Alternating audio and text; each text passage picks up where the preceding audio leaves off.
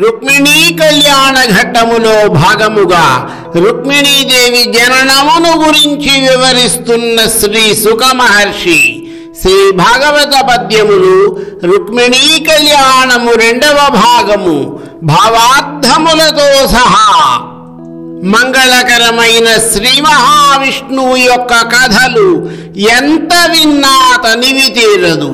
అవి విన్న కొద్దీ వాటిని గురించి తెలుసుకున్న కొద్దీ మరింత నూతనముగా ఉంటాయి.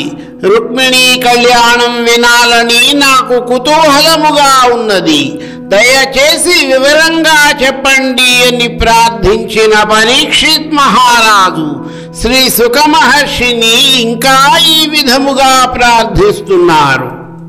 భూషణములు చెవులకు బుధతోషణములు అనేక జన్మ దురితౌఘ వినిశోషణములు మంగళతర ఘోషణములు గరుడగమను గుణభాషణముల్. గరుత్మంతుని వాహనంగా చేసుకున్న శ్రీ మహావిష్ణువు యొక్క కథలు చెవులకు కర్ణాభరణముల వంటివి, బుద్ధిమంతులకు అత్యంత ముదమును కలిగించేవి, జన్మ జన్మల సంచిత పాపములను పారద్రోలేవి, మిక్కిలి శుభకరము మంగళకరమైనవి అయిన విష్ణు కథలను దయచేసి తమరు నాకు వినిపించండి. ఈ విధముగా అడిగిన పరీక్షిత్తు మహారాజునకు సుఖ మహర్షి ఈ విధముగా వివరిస్తున్నారు. వినుము, విదర్భదేశమున వీరుడు కుండిన భర్త భీష్మకుండను ఒక దొడ్డ రాజు కలడు.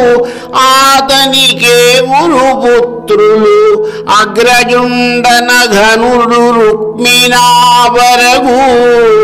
అందరకున్ కడగొట్టు చెల్లెలై మనుజవరేణ్య బుట్టెనొక మానిని రుక్మిణి నా ప్రసిద్ధయై. రాజా విను, విదర్భదేశమున కుండిన నగరమునకు రాజు భీష్మకుడు బహు గొప్పవాడు. అతనికి 5 కొడుకులు. అందరిలోకి పెద్దవాడు రుక్మి. అందరికన్నా చిన్నది అయిన రుక్మిణి వారు 5 అన్నదమ్ములకు చెల్లెలుగా జన్మించింది. బాలేందురేఖదోచిన లాలితయగు అపరదిక్కులాగున ధరణీ పాలుని గేహము మెరసెను.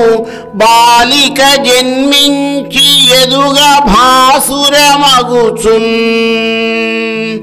ఈమె పుట్టిన నాటి నుండి భీష్మకుని యొక్క రాజప్రాసాదము చంద్రరేఖ ఉదయించిన పడమటి దిక్కున ఆకాశములాగా అత్యంత ప్రకాశవంతంగా వెలిగిపోతున్నది.